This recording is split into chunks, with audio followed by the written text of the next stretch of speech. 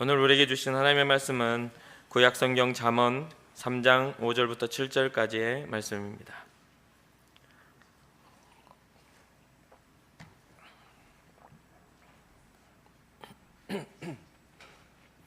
잠언 3장 5절부터 7절까지의 말씀입니다. 우리 다 같이 한 목소리로 읽겠습니다. 시작.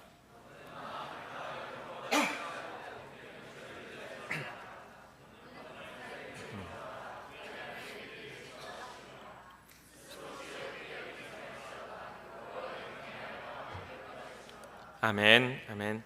고백합시다. 주님, 제가 여기에 있습니다. 옆사람 축복합시다. 주님, 제 옆사람도 여기에 있습니다. 축복해 주세요. 말로 하는 축복 돈 안 드니까 좀 많이 하셔도 좋습니다. 자, 우리의 공동체의 고백입니다. 우리는 예수님의 사람입니다. 우리는 예수님 안에 있습니다. 우리의 삶에는 예수님의 흔적이 있습니다. 아멘. 아멘. 진정으로 우리의 삶이 예수님의 사람으로서 그 안에 살며 그 흔적을 남기는 삶을 살아가기를 소망합니다. 어제 우리 조이너스를 너무나 또 열심히 준비하고 또 은혜 가운데 아까 광고 때 말하더라고요. 은혜롭게 비가 와서 은혜롭게 장소도 옮겨서 근데 그 과정들이 참 준비한 것과는 약간 달라졌을지라도 결국은 그 모든 걸 인도하시는 이가 하나님이심을 믿으면, 결국은 하나님이 이루실 것을 믿으면 우리가 의심하거나 또 두려워할 필요가 없겠죠. 그리고 실망할 필요도 없을 것 같습니다. 우리는 많은 것들을 통해서 우리의 삶이 많이 바뀌어 갑니다. 어떤 상황이나 어떤 또 만남을 통해서 우리의 삶이 의도치 않게 변화되고 바뀌는 것들을 경험하게 돼요. 오늘날 이렇게 우리가 잘 마시고 있는 아메리카노 같은 그런 처음에 제가 어렸을 때 요플레를 처음 먹었을 때 무슨 이런 맛이 있나 싶은 생각이 들었던 약간은 미안한 이야기인데 약간 애기똥 냄새 같은 나는 그런 냄새라고 느꼈어요. 제가 어렸을 때 애들을 너무 좋아해서 우리 동네에 있는 그 애들은 지금 이제 그 애들이 다 커져 여러분보다 더 나이가 많지만 그 꼬맹이 때부터 애들을 제가 다 기저귀도 갈고 막 엄청 좋아했어요. 그러다 보니까 그 약간 비슷한 냄새가 난다라고 느꼈었어요. 처음 그걸 먹어보고 정말 촌스러운 입이었죠. 근데 그게 익숙해지니까 나중에는 굉장히 맛있는 맛있는 맛을 느끼게 되더라고요. 뭔가 내가 의도하지 않지만 우리는 조금씩 뭔가 바뀌어 갑니다. 세월이 흐르면 젊었을 때 우리의 모습이 나이 든 모습으로 바뀌어 가요. 그리고 누군가 만남을 가지면 그 만남 때문에 내 삶이 좀 바뀌기도 해요. 어떤 직장에 들어가냐에 따라서 그 직장에서 바뀌는 내 모습도 분명히 있어요. 사랑하는 사람을 어떤 사람을 만나느냐에 따라서도 굉장히 우리의 삶이 다양하게 바뀌게 되겠죠. 여러분들을 딱 놓고 이야기하기가 좀 어려우니까 제 입장에서 봤을 때 저는 되게 고집이 세고 약간 원하는 게 있으면 해야 되는 사람이었던 것 같아요. 어떤 경기를 하거나 뭔가 경쟁이 붙으면 잘 물러서지 않는 사람, 꼭 이겨야 되는 사람 있죠. 꼭 이겨야 되는 사람, 그런 사람이었습니다. 근데 지금은 그런 부분들이 진짜 많이 변했어요. 많이 이제 꼭 이겨야지라는 생각을 많이 하지 않습니다. 내가 꼭 위에 서야 되겠다는 생각을 많이 하지 않아요. 그 시작점이 저 같은 경우는 신앙을 이해하고 하나님이 나를 사랑하심을 깨달은 이후에 크리스찬의 삶에 대한 묵상을 한 후에 제 삶이 이렇게 바뀌어 간 것 같습니다. 저 같은 경우가 정답은 될 수가 없어요. 각자 다양하기 때문에요. 그래서 저는 아주 어렸을 때부터 이렇게 격투기나 가끔 이야기했잖아요. 격투기 좋아하고 막 어른들 주일날도 중요한 경기가 이렇게 옛날에는 복싱이었어요. 복싱을 하면 다 교회가 있으면 혼자서 TV 켜놓고 거기서 이렇게 보고 있었던 제 자신이 있었어요. 제가 그래서 역사적으로 복싱 대결 같은 경우는 실시간으로 본 적도 있어요. 그 복싱 경기의 역사로 남는 그런 기록, 그 아주 중요한 경기 같은 거요. 그렇게 할 정도로 굉장히 좋아했어요. 그러다 보니까 제가 약간 남성적인 약간 좀 강한 남성적인 것들을 추구하는 사람이었죠. 그렇다고 뭐 싸움을 잘한다거나 그런 건 아닌데 이렇게 좀 남자답다 이런 것들을 좀 이렇게 더 바라는 그런 사람이었던 것 같습니다. 그러다 보니까 남자 뭐 또 남성적이다 그러면 뭔가를 하면 이겨야 되고 쟁취해야 되고 뭔가 이렇게 강해야 되고 이런 느낌이잖아요.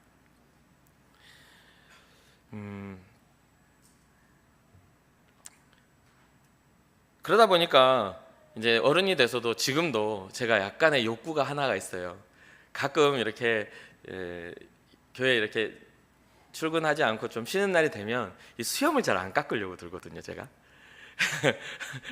그런데 벌써부터 이렇게 고개를 살살살 흔드는 자매들이 있는데 뭐 형제들은 좀 이해하려는지 모르겠지만 이 수염을 잘 안 깎으려고 들어서 이게 이렇게 좀 덥수룩하니 좀 남성적인 그런 것들을 좀 한번 뽐내고 싶은 그런 생각을 좀 했어요. 그래서 오늘 아침도 사실은 안 깎고 나오려고 그냥 살짝 나왔는데도 약간 거뭇한 게 제 눈에는 보기 좋아가지고 안 깎고 나오려고 딱 이제 양복까지 다 입었는데 제 아내가 딱 보더니 목사님 안 깎으셨냐고 빨리 깎고 오라고 그러는 거예요. 저는 마음속에서부터 안 깎고 싶다 이런 생각을 갖고 있었는데 바로 아내가 그런 이야기를 하더라고요. 참 제 생각으로는 못 보고 지나쳤으면 얼마나 좋았을까 이런 생각도 그런 생각도 했었습니다. 근데 바로 들어가서 깎고 나왔어요. 저는 되게 약하거든요. 지금은 힘이 없어요. 저는 제 아내 앞에서는 되게 힘이 없거든요. 그래서 시키면 시키는 대로 해야 돼요.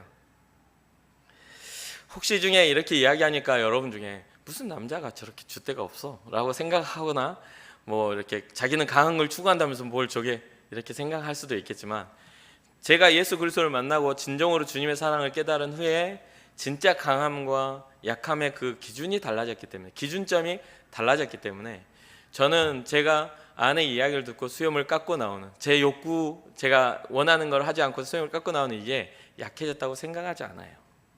기준점이 다른 거죠. 강한 남자라는 어떤 사람인가?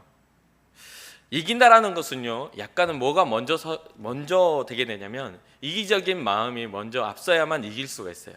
내가 그 사람 위에 올라서 하겠다라는 생각, 그 욕구가 있어야 이긴다라는 단어가 사용됩니다.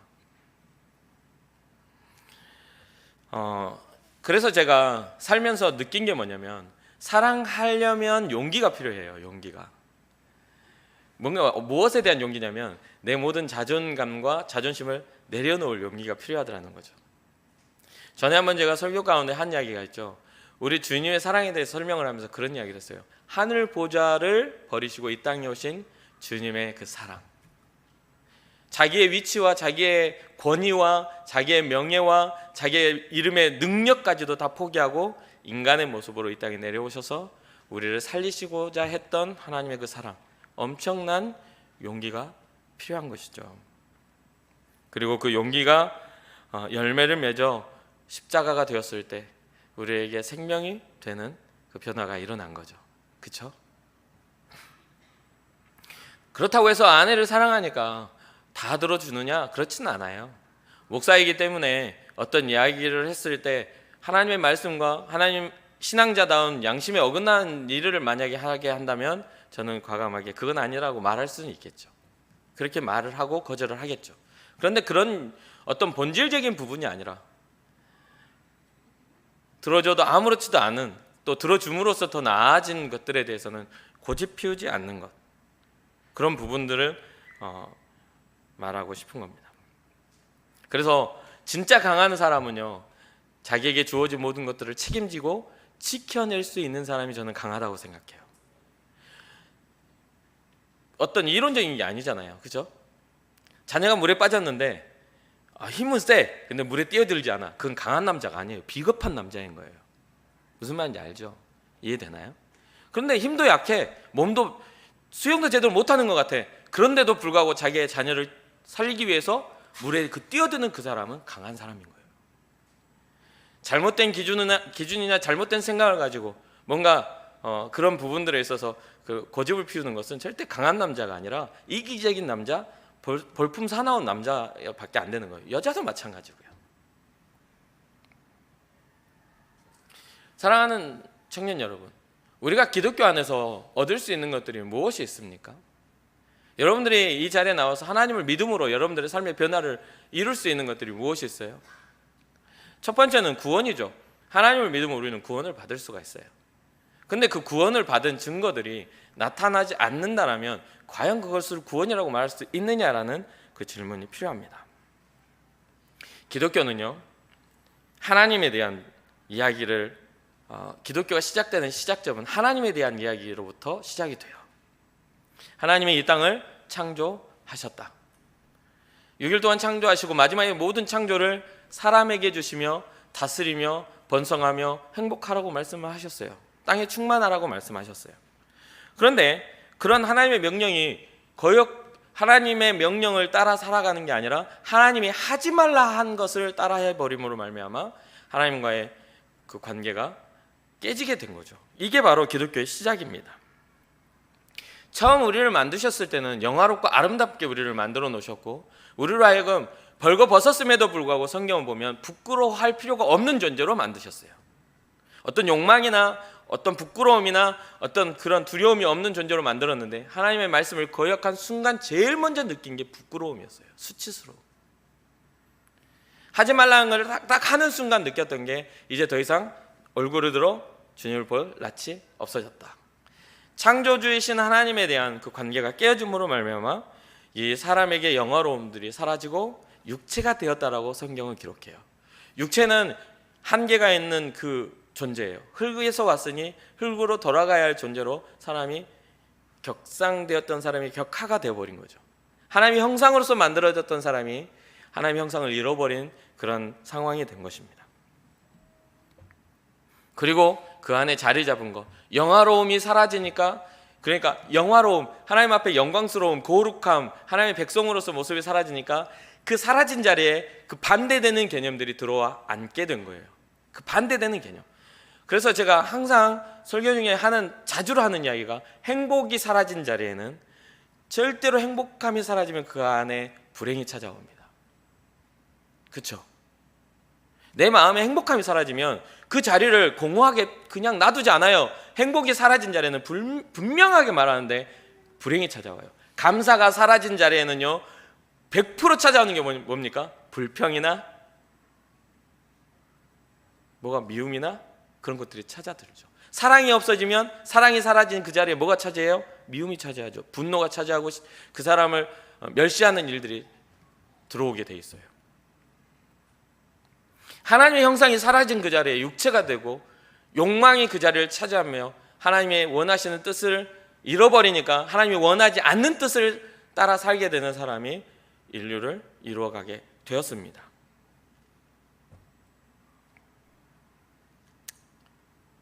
그래서 하나님에 대한 것을 인정하지 않는 사람들을 통해서 하나님의 창조의 섭리가 신화나 설화로 이게 뒤바뀌게 돼요. 하나님이 무슨 하나님이 있어? 하나님을 인정하지 않아. 하나님이 무슨 그런 마음을 가진 사람들이 하나님의 그 이야기를 점점 사라지게 만들려고 노력을 하고 있어요. 고대로부터 지금에 이르기까지, 지금 현재도 하나님의 말씀을 뒤바꿔서 잘못된 것으로, 하나님이 분명히 말씀하셨는데 그렇게 말씀하시지 않은 것 같다라는 마귀의 유혹과 같은 것으로 그 앞에서 점점 변질시키고 있다는 겁니다. 우리가 기독교 이 자리에 나와서 우리가 얻을 수 있는 건 예수 그리스도의 이름에 있는 생명을 얻을 수가 있습니다. 구원함을 얻을 수 있어요. 오직 그 이름 이외에는 다른 이름을 주신 적이 없다라고 말씀하신 그 생명의 근원이 이 말씀 가운데 있다라는 거예요. 이것이 본질이에요. 이게 본질인데 우리를 바꾸는 게 뭐냐면 제가 고기를 별로 안 좋아하는데요, 너무 고기를 좋아하는 아내를 만나니까 지금 고기를 먹어요. 무슨 말인지 알겠죠? 진짜 저는 어렸을 때부터 고기를 잘 안 먹었어요. 생선도 안 먹고 고기도 잘 안 먹었어요. 그래서 결혼할 때 몸무게가 60kg 정도밖에 안 나갔어요.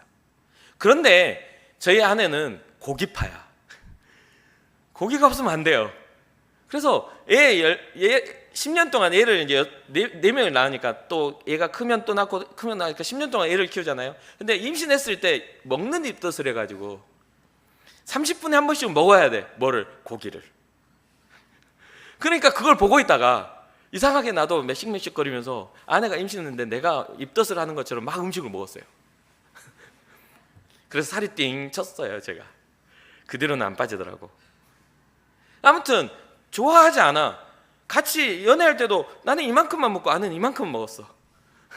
진짜 이만큼 먹었어요. 그런데 점점 자기 먹을 걸 나한테 주는 거야. 그걸 먹고 어떻게 힘을 내려고. 그러면서 나 이것만 먹어도 되는데 하는데도 계속 먹게 되는 거예요.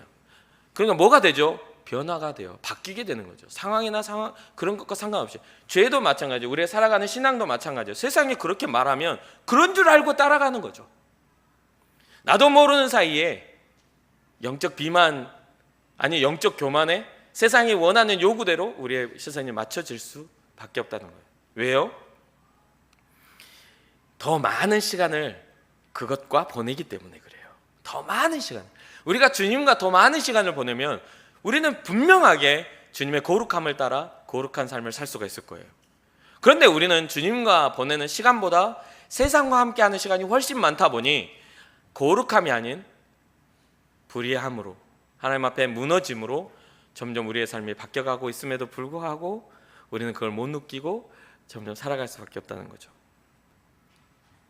사랑하는 청년 여러분, 예수 그리스도의 복음은요, 지금도 많은 사람들을 살리고 많은 사람들을 회복하고 무너져 있는 사람들을 다시 일으켜 세웁니다. 그리고 그 예수 그리스도의 복음 안에 여러분들이 있는 거예요.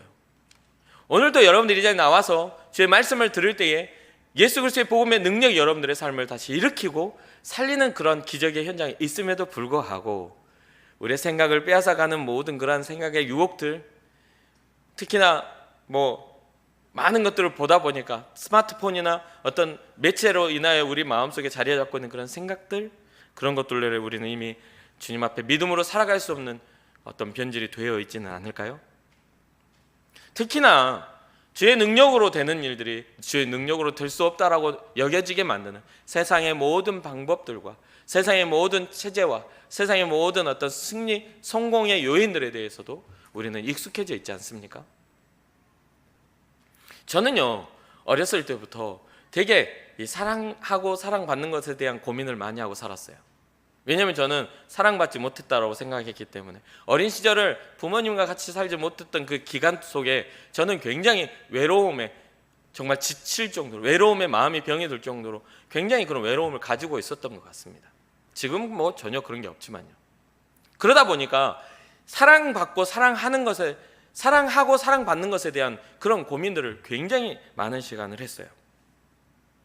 그렇게 고민하다가 예수 그리스도의 사랑을 알게 되었고 제 삶은 그것에 맞춰지게 되었어요. 내가 고민하지 않아도 우리 주님은 나를 사랑하시는구나. 내가 어떤 자격이나 내가 가지고 있는 어떤 내 의가 아닌 그냥 나를 위해 이 땅에 오신 주님이 계시는구나. 외롭기 때문에 나를 사랑한다 말해주는 사람이 없기 때문에 그 사랑이 더 컸던 것 같아요.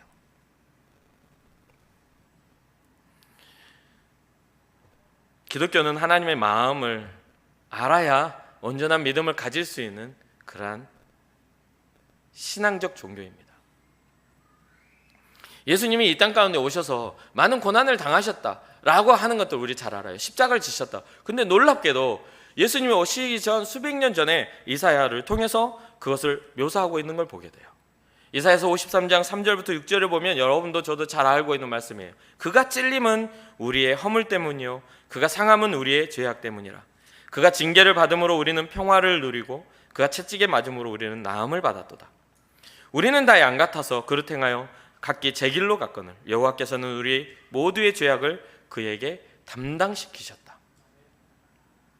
아니, 예수님이 오시기 전에 한참 전부터 이런 예언을 하시며 내가 너희를 살리기 위하여 내 아들을 너희에게 보내겠다라는 것을 하나님은 작정하셨다는 거죠.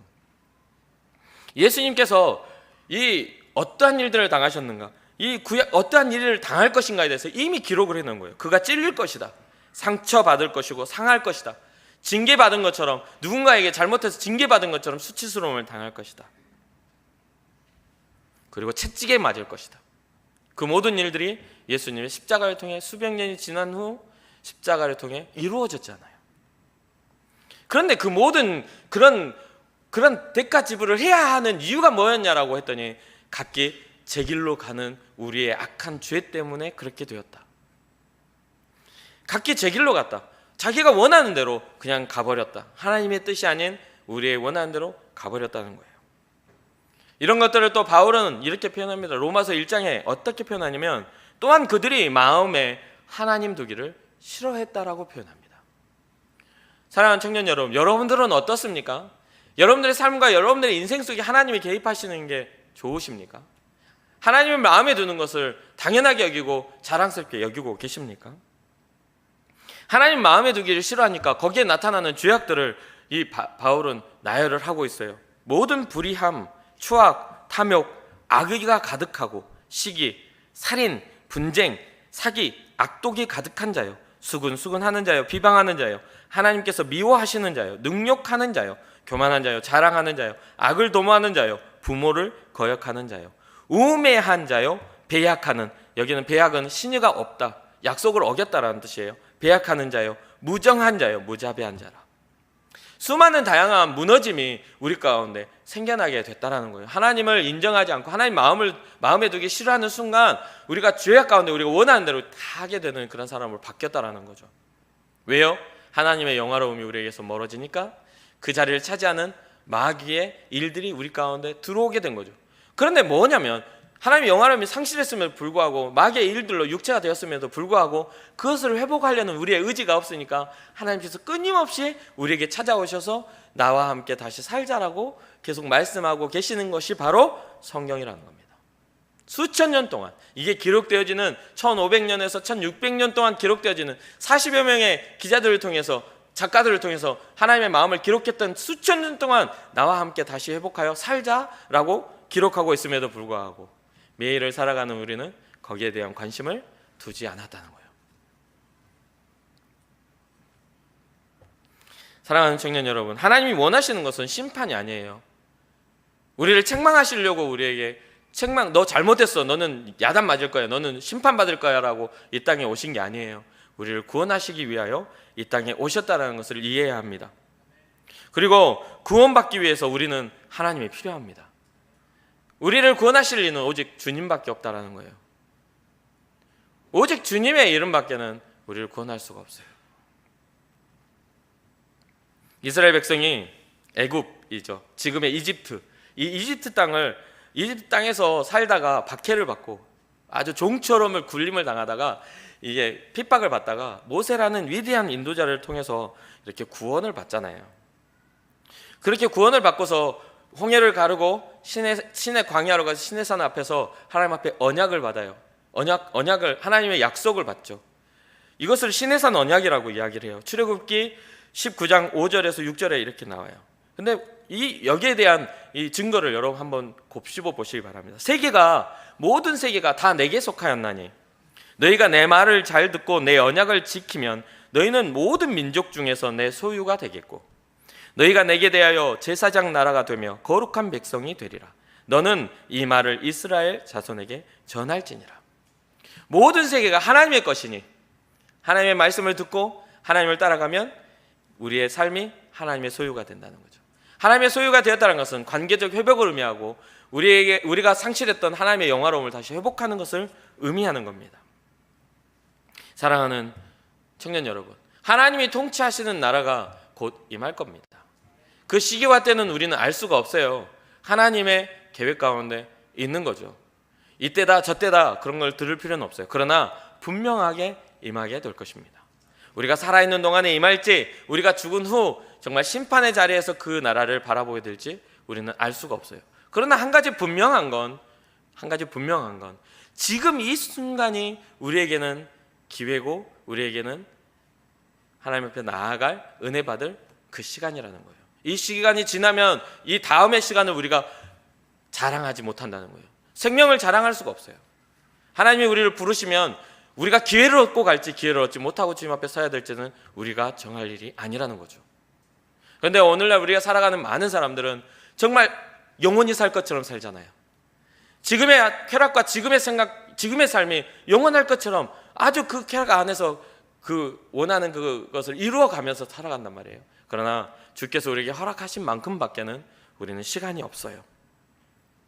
하나님의 말씀 가운데 가면 우리는 하나님의 나라, 하나님의 거룩한 백성이 되고 하나님의 소유가 되고 하나님의 심판대 앞에 서는 것이 아니라 영화로움 앞에, 하나님의 구원하심 앞에 우리가 서게 될 것입니다. 인류의 죄는요, 하나님을 인정하지 않는 거예요. 하나님을 인정하지 않았어요. 지금 우리는 인정해야 할 때가 온 것입니다. 오늘 본문의 제목처럼 인정할 때예요. 하나님을 인정할 때에 그가 우리에게 일하실 거라는 것입니다. 잠언은요, 찌르는 말이라는 뜻이에요. 잠언이라는 뜻이에요. 찌르는 말.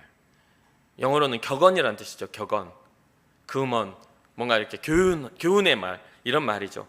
속담이나 금언이나 교훈, 이렇게 말해요. 경계하는 말이라고 해요. 그 경계하는 말은요, 그 일이 이루어지기 전에 말하는 걸 경계라고 합니다. 이루어진 후에 말하는 게 아니에요. 그래서 오늘 우리가 이 말을, 잠언을 볼 때 봐야 될 것은 우리가 지금 살아가는 것들에서 우리가 그 일이 일어나기 전에 그 말을 듣고 우리의 삶을 변화시키기 위하여 기록된 말이라는 것이죠. 오늘 본문의 잠언 3장 5절과 7절을 보면 너는 마음을 다하여 여호와를 신뢰하고 내 명철을 의지하지 말라. 너는 범사의 그를 인정하라. 그리하면 내 길을 지도하시리라. 스스로 지혜롭게 여기지 말지어다. 여호와를 경외하며 악을 떠날지어다. 오늘 본문이 강조하는 것들이 있어요. 그것을 한번 주의 깊게 한번 보시기 바랍니다. 첫 번째는 너는 마음을 다하여 여호와를 신뢰하라고 말합니다. 마음을 다하여 여호와를 신뢰하라. 두 번째는 너의 명철, 너의 지혜를 의지하지 말아라. 범사에 하나님을 인정하라. 스스로 지혜롭다 여기지 말아라. 그리고 뭐 하라고요? 악을 떠나라. 악한 일에서 떠나가라. 그렇게 하면 어떻게 하시겠다고요? 그렇게 하면, 인정하고 주의 말씀 가운데 거하면 주님이 지도해 주시겠다 말씀하시는 겁니다. 주님이 지도해 주실 것이다. 근데 우리는요, 우리가 기도할 때 그래요. 하나님 우리의 이 소원을 이루어달라고, 하나님 우리의 삶을 개입해달라고, 하나님 우리의 삶을 조율해달라고 말을 합니다. 그런데요, 문제는 뭐냐면 하나님이 개입하시는 것을 한정적으로 그어놔요. 내가 원하는 게 아니면 하나님 거기까지만 하시라고요 라고 말을 한다는 거죠. 내 뜻이 아닌데 이렇게 말하면 내가 얼마나 살기 힘드냐고 말을 합니다. 하나님을 단순하게 소원을 들어주는 도구로, 소원을 들어주는 존재로 우리는 대할 때가 많다는 것입니다. 그래서 우리는 지금 현재 우리가 가진 신앙을 체크해 볼 필요가 있습니다. 정말 나는 하나님을 신뢰하고 있는가? 나는 정말 하나님을 인정하고 하나님을 신뢰하고 있는가에 대한 신앙적 체크가 필요한 겁니다. 내가 살아가고 있는 나의 삶의 판단의 기준은 무엇인가? 명철을 의지하지 말라. 너의 명철을 의지하지 마. 명철하다라는 것은요, 눈이 밝아지고 뭔가를 판단하는 거거든요. 성경이 말하는 명철은, 명철한 사람은 악에서 떠나가요. 악을 분별할 줄 알게 되는 거예요. 그럼 나는 내 판단 기준은 악한 것과 주의 일과 주님의 일이 아닌 것들을 구분할 수 있는 지혜로움이 있는가? 나의 판단 기준은 무엇인가? 내 삶에서 나의 신앙, 나의 삶은 하나님을 과연 인정하고 있는 것인가? 주님이 나의 주도권을 가지고 계시는 것인가? 나를 통치하시는 이가 하나님이신가라는 그런 고민을 해봐야 됩니다. 그리고 또 하나, 하나님이 없는 난 진짜 지혜로운 건가? 세상 살아가는 법칙들은 좀 더 잘 살고 좀 더 잘 먹고 좀 더 남보다 더 잘나면 되는 거잖아요. 그 잘나기 위해서 공부를 하고 더 많은 지식을 쌓죠. 그러나 거기까지예요. 많은 지식을 가진 자라, 많은 것을 가지고 있다고 해서 죽음이 피해가는 거 아니거든요. 제가 굉장히 예전부터 좀 좋아하는 그런 분이 있어요. 이어령 박사님 제가 되게 좋아하죠. 전에도 한번 제가 잠깐 이야기를 했었어요. 이어령 박사님이 지금 이제 암에, 자기의 딸을 빼앗아간 그 질병인 암에 걸렸어요. 근데 그분의 인터뷰를 보면서 제가 한참 울었어요. 근데 그 인터뷰를 보는데 그분이 한 말이 그런 말을 해요. 기독교는 죽음에 대한 것이다. 기독교의 본질은 죽음을 밝힐 수 있는 종교이기 때문에, 이것만이 생명이기 때문에 기독교는 위력이 있다 라고 하면서 내 딸도 이기지 못한 그 죽음이, 죽었으나 죽음이 딸을 이기지 못했다고 말합니다. 내 딸은 승리하였다. 그의 삶은 승리자다라고 말하면서 한 말이 뭐냐면, 그 죽음의 발소리가 내게 어떻게 다가오는지를 내가 듣겠다라고 말을 합니다. 어떻게 나에게 어떤 소리로 다가오는지 내가 그걸 똑똑하게 듣고 그것을 기록하겠다, 그런 말을 하는 거예요. 죽음 앞에 서서 당당할 수 있다는 것, 소망을 가진 자만이 가능한 일이라고 저는 믿습니다. 마지막 질문, 나는 정말 죄와 멀어져 있는가? 내 삶은 정말 여러분들이 생각할 만큼, 요즘에는 교회에 와서 당신은 죄인입니다 그러면 내가 무슨 죄를 지었냐고 하면서 교회를 떠나가는 청년들이 굉장히 많아요. 그러나 정말 우리는 죄와 멀어져 있는가에 대한 고민을 할 필요가 있죠. 아까 기록되어 있는 모든 그런 불의와 탐욕과 시기와 또 주변 쭉 지나가다 보면 무정한 것도, 또 부모를 거역하는 것도 다 이 로마서 이 본문에 보면 그 후반절에 뭐라고 나오냐면, 당연히 사형에 처하는, 죽어야 되는 마땅한 그런 일임을 알면서도 이렇게 나와요. 그러니까 부모를 거역하는 것도 이스라엘 백성들은요 죽어야 될 일이라고 생각했단 말이에요. 근데 오늘날 이 도덕성은 땅에 처박혀 있잖아요. 스승이 없어요. 가르침을 받는 자가 없어요. 이제 가르치는 자와 가르침을 받는 자가 없어지는 시대가 되어버렸어요. 다 자기 잘나마서 살죠. 그런데 잠언은 뭐라 하냐? 아비의 말을 듣고 배우라고 말하고 있다는 거예요. 배우라, 경계하라, 깨달아라. 그 일이 일어나기 전에, 하나님 앞에 심판의 때가 오기 전에 깨닫고 주님 앞에 돌아오라 말하고 있는 겁니다. 사랑하는 청년 여러분, 하나님의 마음은 어떤 마음입니까? 하나님이 성경에 뭐라고 지금 기록하고 있는 거예요? 왜 이스라엘 백성을 끌어내고 왜 지금의 예수 그리스도를 보내셔서 우리를 살리시려고 하는 거냐 이 말이에요. 그것을 여러분 어떻게 이해하고 계십니까? 여러분 어떤 마음으로 주님 앞에 나와서 주님 앞에 예배하고 있냐 이 말이에요. 하나님의 마음을 잘 나타내는 말이 있어요. 나는 너희의 하나님이 되고 싶다라는 거예요. 이스라엘 백성에게도 나는 너희의 하나님이 되고 싶다. 레위기서 26장 12절 보니까 나는 너희 중에 행하여 너희의 하나님이 되고 너희는 내 백성이 될 것이니라.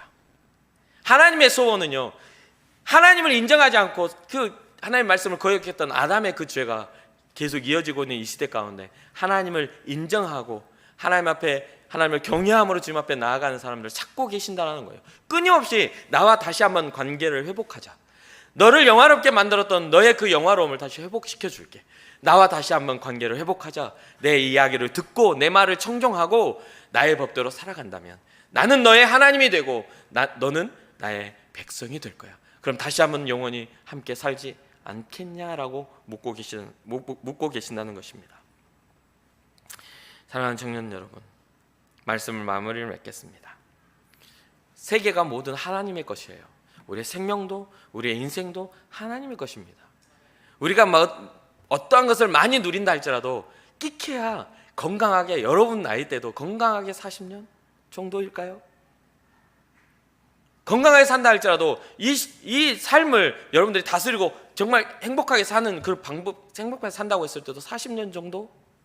그 이후로는 점점 힘이 빠져가겠죠. 그리고 어디에 설까요? 주님 앞에 설 수밖에 없는 겁니다. 우리의 때를, 심판의 때가 오기 이전에 주님 앞에 온전히 드릴 수 있는, 하나님의 영광을 드러내는 믿음의 일들을 우리가 해나갈 수 있는 여러분과 제가 되었으면 좋겠습니다. 처음에 제가 제 아내 이야기를 잘 듣는다고 했잖아요. 그게 처음부터 잘 들은 게 아니거든요. 제 인격이 이렇게 부드러워지는 게 처음부터 부드러웠겠어요? 생긴 게 이따위로 생겼는데 꼬라지 사납고 뭔가 안 맞으면 뭔가 폭력적이고, 눈빛의 폭력, 감정의 폭력, 몸짓의 폭력, 그거 있잖아요. 얼마 전에 어느 식당을 갔는데 부부가 이렇게 일하는 식당이에요. 근데 이 아내가 서빙을 하고 남편이 이렇게 그 음식을 만드는 요리사예요. 그런데 사람들이 많이 오고 하니까 이 아내가 애를 이제 낳아가지고 애를 키우니까 아주 피곤해 쪄들어 있는 거야. 남편도 그 안에 들어가서 요리를 하니까 피곤하겠죠. 제가 그곳을 자주로 갔는데 혼자서 그 요리사가 서빙하고 혼자서 하고 이런 상황이었어요. 그렇다는 것은 그 집안에 아내가 같이 도와주던 아내가 힘에 부쳐가지고 못 도와주고 있는 상황이었을 거 아닙니까? 그렇죠? 그랬는데 그날은 어찌 그렇게 됐는지 몰라도 아내가 같이 와서 서빙을 같이 도와주는데 저희가 음식을 시켰어요. 시켰어요. 그러니까 아내가 그 음식을 받은 아내가 그 식당 안에 요리사 남편에게 뭐예요? 라고 하는데 이 요리사가 눈빛이 사랑스러운 눈으로 아내를 쳐다보는 게 아니라 있잖아요. 굉장히 화가 나 있는 그런 눈빛으로 쳐다보는 거예요. 저는 아무런 개입을 할 수가 없었어요. 근데 그걸 보면서 내 마음속에 어떤 생각을 했냐면, 내 눈이 내 아내를 볼 때 저렇게 살진 말아야지. 그 눈을 보고 손님이 와서 즐거워해야 할 그 가게에서 그 아내가 그 눈을 같이 딱 마주치더니 눈물이 가득 차서 이렇게 돌아서는 거예요. 그 안에 저는 불행이 보였어요. 그 안에 저는 엄청난 상처를 입히는 폭력이 보였단 말이에요. 눈빛으로도 충분히 폭력을 가할 수가 있더란 이야기죠. 꼭 맞아야 병듭니까? 그렇지 않잖아요. 근데 모든 세상 속에 살아가는 우리가 그것을 잘 몰라요. 나의 몸짓 하나에 누군가가 상처가 되고 나의 눈빛 한 번에 누군가의 마음에 스크래치가 생긴다는 걸 잘 모르는 거죠. 그렇기 때문에 우리는 크리스찬다운 것을 회복하려면 우리 안에 있는 정직함부터 회복되어져서, 우리 안에 있는 가장 기본적인 사랑부터 회복되어져서 하나님이 기뻐하실 만한 생각과 삶의 균형을 맞추는 것이 중요하다는 겁니다. 여러분들의 삶이 정말 사랑하는, 좋아하는 사람들에게 사랑의 눈빛을 보내줄 수 있는 그런 여유로운 삶이 되기를 축복합니다. 그래서 회복되어져서 과연 너 같으면, 너와 만나서 내가 행복하다고 말할 수 있는 그런 어떤 존재가 되어졌을 때 행복해지는 거 아니에요? 계속 요구만 해. 오늘날 청년들은 계속 요구만 해요. 요구만. 내가 이렇게 힘든데 이해 못 해줘? 라고 이야기해요. 그럼 너는 왜 나를 이해 못하니? 라고 하면 절대 받아들이지 않아. 똑같은 말을 반복해. 이해 못 해줘? 이게 계속 이렇게 엇갈리는 거예요. 집에서도, 학교에서도, 교회에서도, 여러분들이 살아가는 모든 곳에서 욕망 가운데 사로잡혀서 볼 수 있는 것을 보지 못하더라는 거죠. 사랑하는 청년 여러분, 하나님은 우리를 그렇게 만들지 않으셨어요. 우리를 균형 잡힌 사람으로 만드셨고, 이기주의자가 아닌 이타주의자, 누군가를 감싸 안을 수 있고 품어 안을 수 있는 존재로 우리를 만드셨다는 것을 잊지 말아야 됩니다. 그게 회복되어졌을 때 교회는 교회다운 그런 모습을 회복하게 될 것입니다. 그리고 하나님의 온전한 통치가 우리를 이끌어 가시게 되겠죠.